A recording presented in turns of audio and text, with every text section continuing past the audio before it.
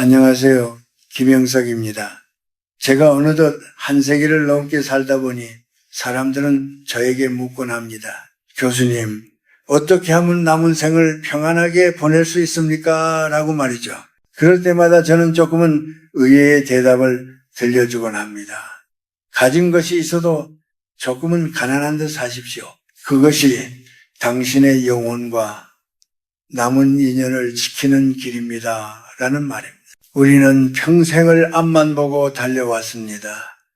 자식들 키우고 내 집 마련하고 노후를 대비하며 부족함 없이 사는 것을 인생의 성공이라 믿었지요. 하지만 제가 100년이라는 시간을 건너와 보니 노년에 들어서까지 자신의 재력을 과시하고 풍요로움을 뽐내는 것만큼 위험한 일은 없더군요.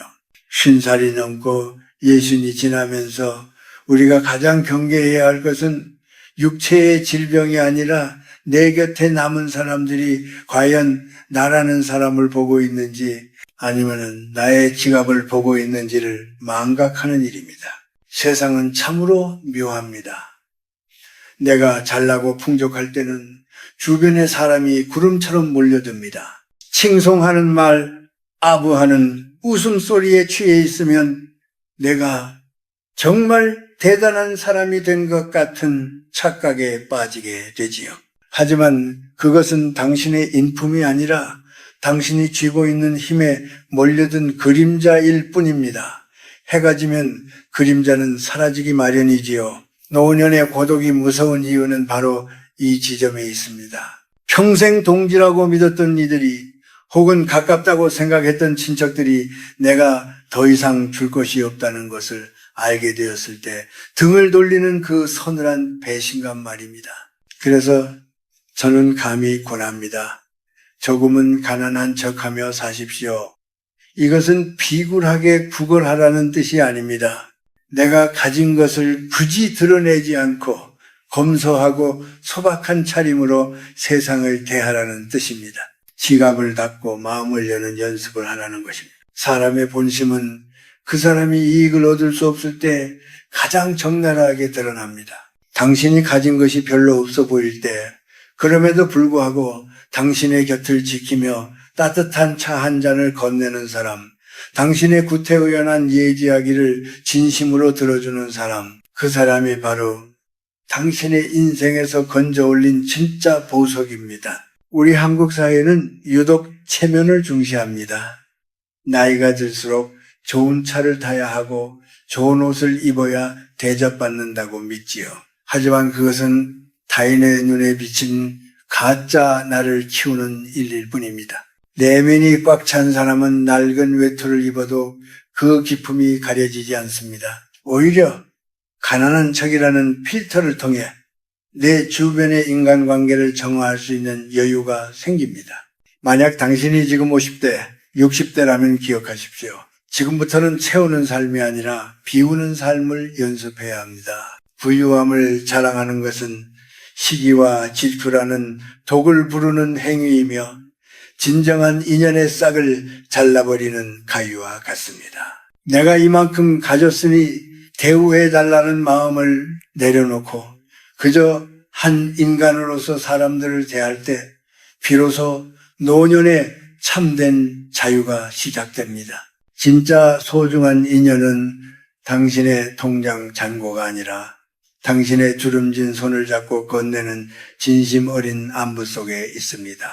내일도 모레도 아닌 바로 지금 이 순간부터 당신의 삶에서 거품을 걷어내 보십시오.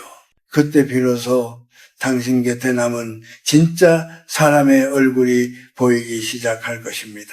사람의 마음이란 참으로 간사해서 내가 넉넉할 때는 그 속을 알 길이 없습니다. 마치 맑은 물 속에 가라앉은 앙금처럼 평화로울 때는 보이지 않다가 풍파가 일거나 물이 빠지면 비로소 그 본색이 드러나는 법이지요.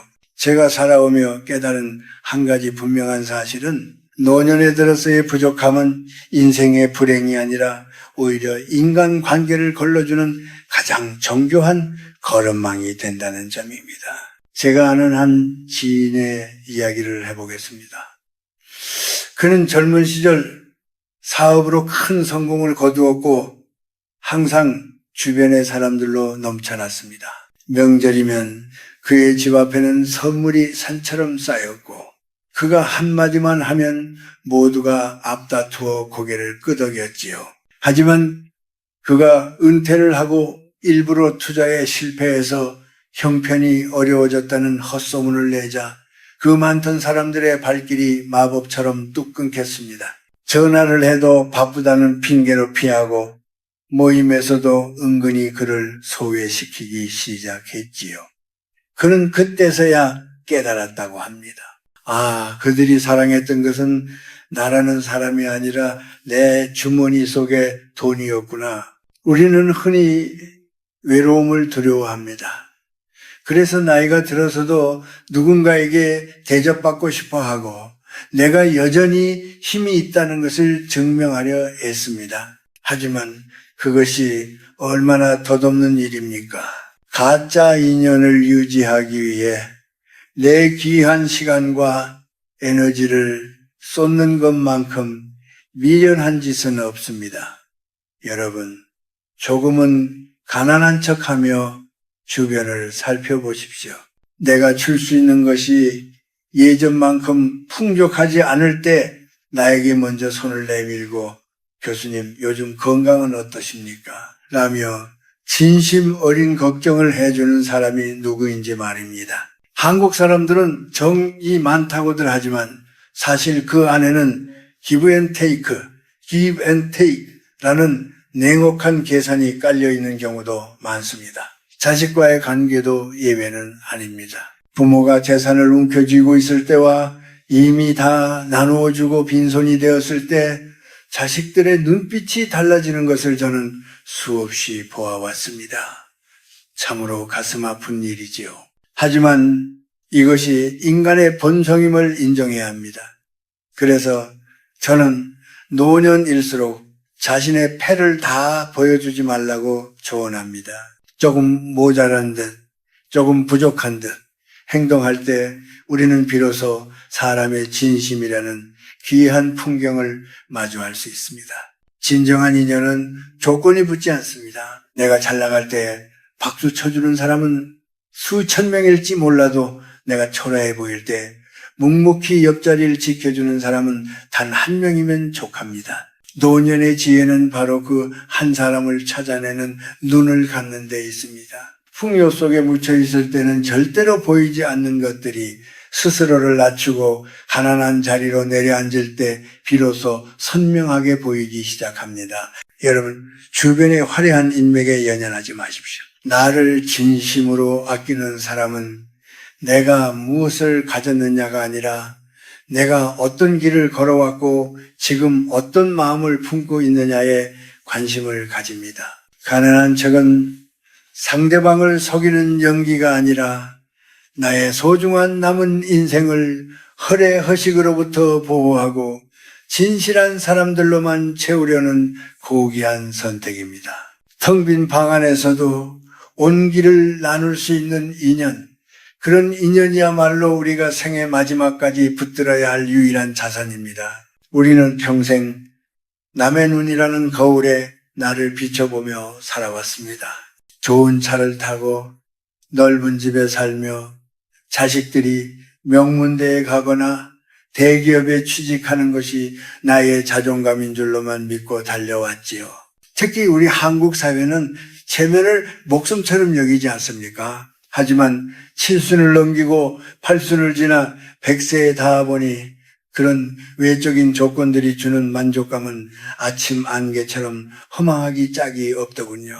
노년에 접어들어 우리가 진정으로 경계해야 할 것은 타인의 시선에 의존하는 가짜 자존심입니다. 제가 왜 가난한 척하라고 강조하는지 아십니까? 그것은 단순히 인간관계를 거르기 위함만이 아닙니다. 바로 당신의 에너지를 지키기 위해서입니다. 50살, 60살이 넘어서도 여전히 성공한 사람처럼 보이려 애쓰는 삶은 참으로 고단합니다. 동창 모임에 나가 골든벨을 울려야 하고 옷차림 하나에도 기가 죽지 않으려 신경을 곤두세우는 그 마음에는 늘 불안이 깃들어 있습니다.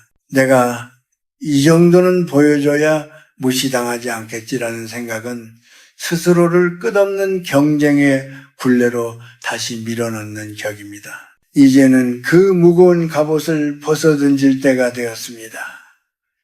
남들이 나를 어떻게 보든 내가 나 자신을 어떻게 정의하느냐가 훨씬 중요합니다. 가진 것이 많아도 낡은 신발을 신고 동네 산책을 즐길 수 있는 여유, 비싼 식당이 아니더라도 소박한 국밥 한 그릇에 진심으로 감사할 수 있는 마음, 그것이 진짜 품격입니다. 사람들은 흔히 돈이 있어야 품위가 생긴다고 생각하지만 사실 품격은 절제와 겸손에서 나옵니다. 내가 가진 것을 굳이 드러내지 않아도 내면에서 우러나오는 평온함이 있을 때 주변 사람들은 당신을 진심으로 우러러보게 됩니다. 또한 자식들과의 관계에서도 이 비움의 미학은 필수적입니다. 부모가 풍족함을 과시하면 자식들은 은연중에 의존하게 됩니다. 부모의 재산을 자신의 미래로 착각하고 스스로 일어설 힘을 잃어버리기도 하죠.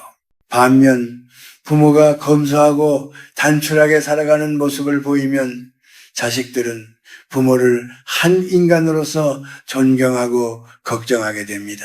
우리 어머니 아버지가 참 성실하게 사셨구나라는 인식을 심어주는 것이 수억 원의 유산을 물려주는 것보다 훨씬 값진 교육입니다. 심리적으로도 가난한 척은 우리 영혼을 치유합니다. 질투는 무서운 에너지입니다. 내가 잘 나가는 모습을 보일 때 누군가는 뒤에서 시기하고 냉소적인 마음을 품을 수 있습니다. 그런 부정적인 에너지는 우리의 노년 건강에도 결코 좋지 않습니다. 스스로를 낮추고 평범한 이웃으로 남을 때 우리는 비로소 타인의 공격으로부터 자유로워지고 평화로운 내적 공간을 확보할 수 있습니다. 여러분, 노년의 아름다움은 화려한 보석이 아니라 잘 닦인 창틀처럼 투명한 진실함에 있습니다. 겉모습을 치장하기 위해 쓰던 돈과 시간을 이제는 내 마음의 밭을 일구는 데 쓰십시오. 책을 읽고 명상을 하고 자연과 대화하며 내면의 깊이를 더해가는 것, 그것이 바로 가난한 척 뒤에 숨겨진 노년의 가장 화려한 사치입니다. 내가 무엇을 가졌느냐가 아니라 내가 어떤 향기를 풍기는 사람이냐에 집중할 때 당신의 노년은 그 어떤 보석보다 찬란하게 빛날 것입니다. 노년에 들어 가난한 척을 한다는 것은 단순히 재산을 숨기는 기술이 아닙니다. 그것은 내 삶에 불필요한 군더더기를 걷어내고 본질에 집중하겠다는 결단입니다. 우리는 평생 더 많이 가지기 위해 애써왔지만 인생의 황혼기에 접어들면 더 적게 소유하는 것이 얼마나 큰 자유를 주는지 깨닫게 됩니다. 이제는 무엇을 내다버리고 무엇을 끝까지 지켜야 할지 명확히 구분해야 할 때입니다. 먼저 우리가 가장 먼저 버려야 할 것은 입설거서, 즉 자랑하고 싶은 입입니다. 내가 왕년에 어땠는데, 우리 자식이 이번에 무엇을 해줬는데, 같은 말들은 노년의 품격을 깎아먹는 1등 공신입니다. 내가 가진 것을 말로 내뱉는 순간 그것은 더 이상 나의 가치가 아니라 타인의 시샘과 비교의 대상이 되고 맙니다. 지혜로운 사람은 입을 닫고 귀를 엽니다. 내가 조금 부족해 보일 때 상대방은 마음을 놓고 자신의 이야기를 꺼내게 되죠. 그들의 아픔을 들어주고 공감해 주는 것, 그것이 100마디 자랑보다 당신을 더 빛나게 합니다. 다음으로 버려야 할 것은 물욕의 흔적입니다. 집안을 가득 채운 비싼 가구, 유행지난 명품 옷들, 누군가에게 보여주기 위해 쌓아둔 물건들은 사실 우리의 영혼을 억압하는 쇠사슬과 같습니다. 제가 아는 한 노신사는 은퇴 후 가장 먼저 한 일이 명품 시계를 팔아 평소 사고 싶었던 고전 전집을 사고 남은 돈으로 어려운 학생들을 위한 장학금을 내놓은 것이었습니다. 그는 말하더군요. 손목의 시계가 사라지니 비로소 내 손에 든 책의 무게가 느껴집니다. 라고 말이죠. 이처럼 외적인 화려함을 걷어내면 그 빈자리에 정신적인 풍요가 차오르게 됩니다. 반대로 우리가 끝까지 지켜야 할 것은 나만의 시간과 건강한 자존심입니다. 가난한 척하며 살다 보면은 주변의 사람들이 예전만큼 북적이지 않을 수 있습니다. 하지만 그것을 외로움으로 받아들이지 마십시오. 그것은 온전히 나 자신과 대화할 수 있는 고독의 축복입니다. 남들의 시선에서 자유로워진 그 시간에 산책을 하고 글을 쓰고 기도를 하십시오. 타인의 박수갈채가 없어도 스스로 만족할 수 있는 삶의 질서를 만드는 것이 중요합니다. 또한 누군가 당신을 돈 없는 노인이라며 무시하거나 홀대할 때 그것에 일일이 대응하거나 상처받지 마십시오. 오히려 그것을 즐기십시오. 아, 내 필터가 제대로 작동하고 있구나라고 생각하며 미소 지으십시오.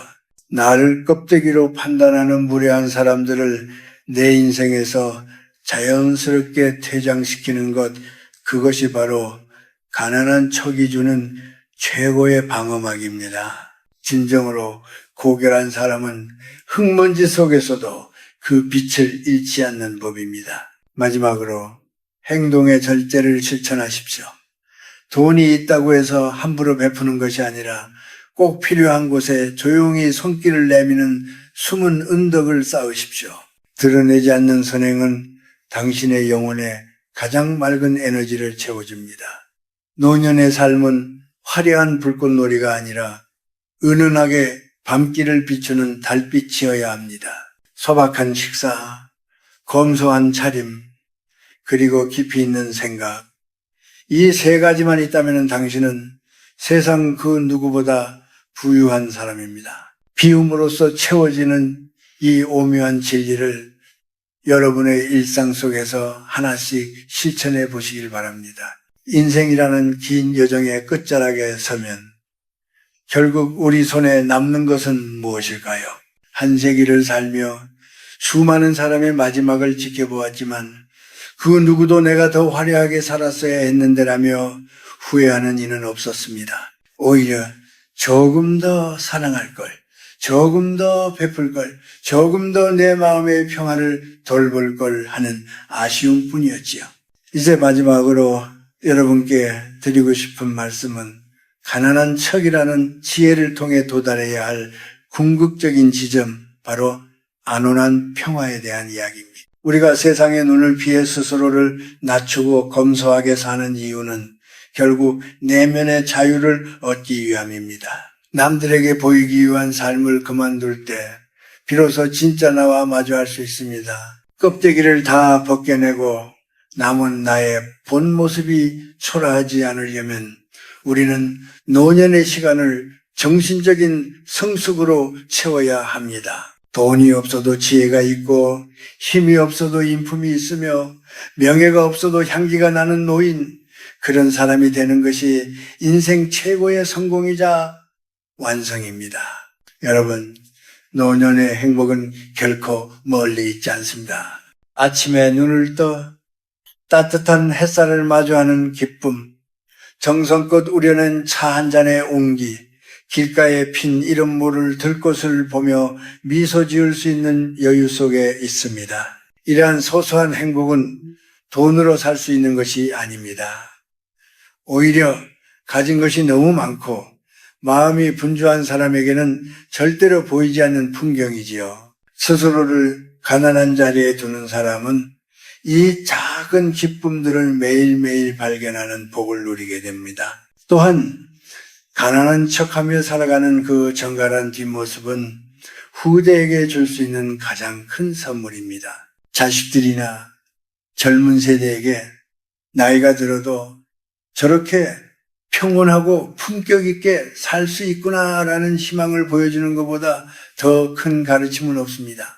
욕심을 부리지 않고 자신의 삶을 묵묵히 갈무리하는 어른의 존재는 삭막한 세상에서 길을 잃은 젊은이들에게 등대와 같은 역할을 합니다. 여러분의 존재 자체가 누군가에게는 위로가 되고 누군가에게는 삶의 지표가 될 수 있음을 잊지 마십시오. 인생은 한 권의 책과 같습니다.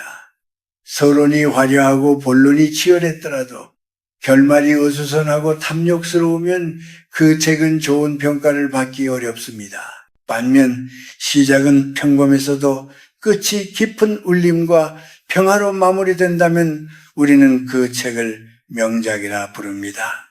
여러분의 인생이라는 책의 마지막 페이지를 비움과 진심이라는 단어로 채워가시길 바랍니다. 이제 저는 글을 맺으려 합니다.